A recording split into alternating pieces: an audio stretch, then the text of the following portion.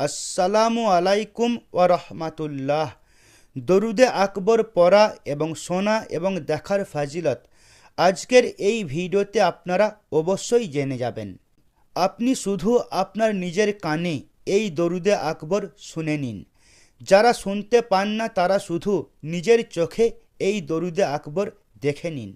তাহলে ইনশাআল্লাহ আপনার মনের আশা মনোবাসনা আল্লাহ তাআলা এই দরুদ শরীফের বরকতে কবুল করে নেবেন।